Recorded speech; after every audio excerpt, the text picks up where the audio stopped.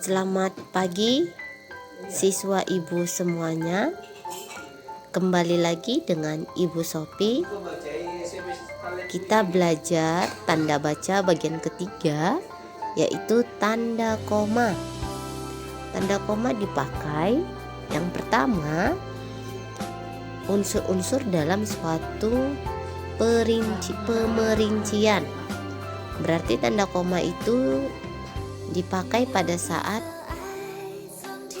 dalam suatu pemerincian. Contohnya, Putri membeli buku cerita, majalah, dan kotak pulpen di toko buku.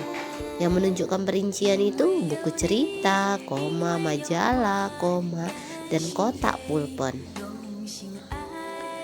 Yang kedua, tanda koma juga dipakai dalam kalimat majemuk setara. Misalnya, tetapi, melainkan, sedangkan. Nah, contohnya, Rian sangat ganteng, tetapi malas. Buku itu bukan milik Rezeki, melainkan milik Agnes. Kalau penggunaan kata penghubung tetapi, melainkan diletakkan di tengah kalimat, dia wajib ada tanda koma, tapi di depan kata penghubung tersebut ya. Seperti kalimat yang ibu sampaikan. Ketiga, tanda koma dipakai memisahkan anak kalimat yang mendahului induk kalimat. Contohnya, karena jualan kepekan, Haris tidak hadir ke sekolah. Yang mana anak kalimatnya? Nah, anak kalimatnya itu karena jualan kepekan, induk kalimatnya yang mana? Haris tidak hadir ke sekolah. Itulah induk kalimat. Berarti kan anak kalimat mendahului induk kalimat. Nah, kita bisa melihat anak kalimat itu kalau kata penghubung karena diletakkan di awal kalimat, dia wajib ada tanda koma di tengah kalimat tersebut. Contoh yang kedua, agar lulus akpol, Liliando dan Oji belajar dengan gigi. Anak kalimatnya agar lulus akpol, kan kata penghubungnya agar. Jadi kalau menggunakan kata penghubung agar diletakkan di awal kalimat, dia wajib ada tanda koma di tengahnya. Nah, itulah namanya anak kalimat. Jadi induk kalimatnya yang mana? Iliando dan Oji belajar dengan gigi. Catatan, tanda koma tidak dipakai jika induk kalimat mendahului anak kalimat. Contohnya, Iliando lulus akmil karena dia belajar dengan giat. Nah, induk kalimatnya kan Iliando lulus akmil, anak kalimatnya karena dia belajar dengan giat. Berarti kata penghubung karena kalau diletakkan dia di tengah kalimat, dia tidak boleh ada tanda koma.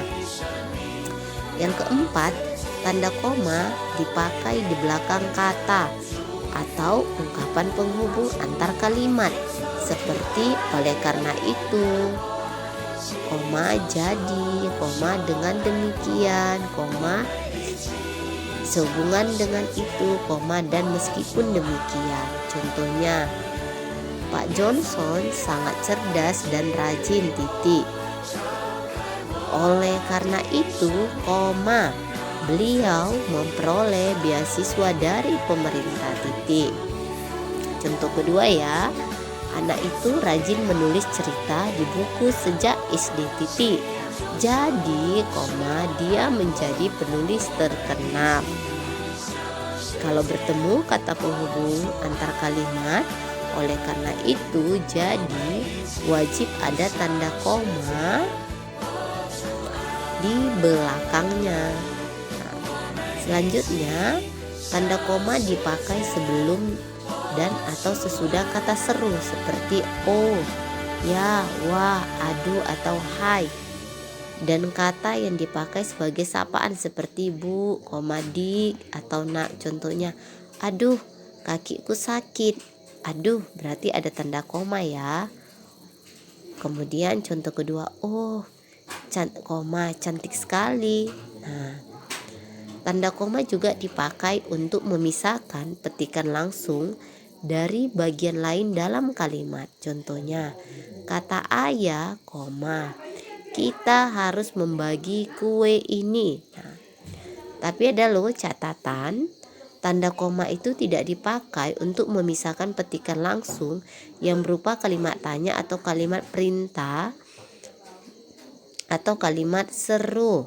Nah, contohnya, di mana saudara tinggal?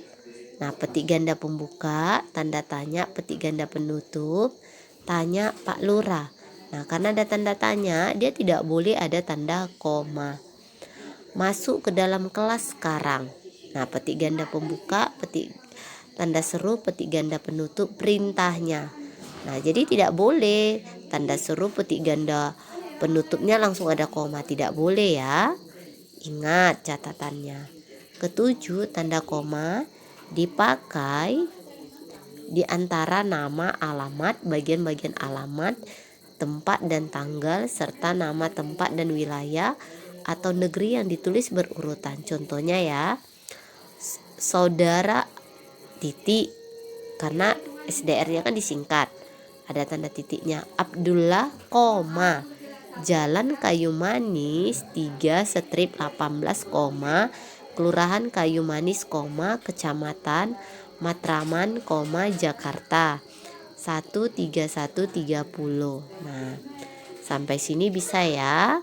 Kalau penulisan alamat memakai kata saudara atau nama, itu wajib ada tanda komanya ya, seperti contoh yang Ibu sampaikan.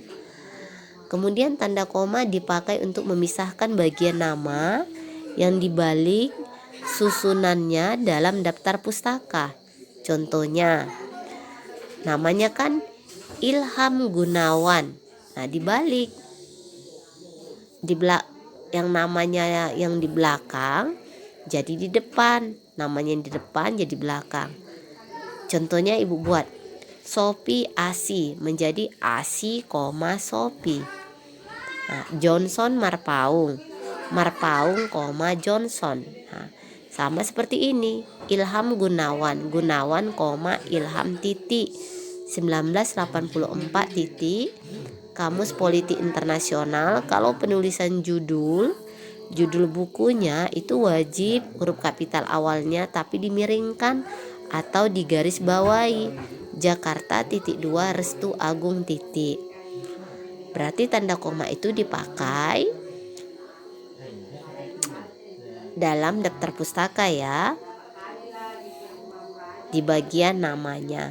Tanda koma dipakai di antara bagian-bagian dalam catatan kaki atau catatan akhir. Contohnya, Sultan Takdir Ali Syabana, Tata Bahasa Baru Bahasa Indonesia, Jilid 2, buka kurung Jakarta, titik 2, Pustaka Rakyat, 1950, tutup kurung, halaman disingkat HLM titik 25 titik. Seperti itulah catatan kaki ya. Kemudian tanda koma dipakai di antara nama orang dan singkatan gelar akademis yang mengikutinya untuk membedakannya dari singkatan nama diri, keluarga, atau marga. Contoh ya, Ibu buat pendeta, Ibu singkat PDT titik Johnson, S kapital gelarnya titik TH titik. Maksudnya pendeta Johnson, sarjana teologia. Nah, kenapa ya pendeta Johnson, ada komanya dengan S kapital titik TH itu? Koma itu ada, itu membedakan gelar dengan namanya. Contoh yang kedua, Nyonya titik Khadijah, M kapital titik A titik. Nah, ada tanda koma berarti dia membedakan nama dengan gelarnya. Sampai sini siswa Ibu sudah mengerti. Nah, jika kurang mengerti, boleh chat Ibu secara pribadi, boleh ditelepon atau video call. Tetap semangat dan jangan mengeluh. Awali semuanya pelajaran dengan berdoa. Selamat pagi.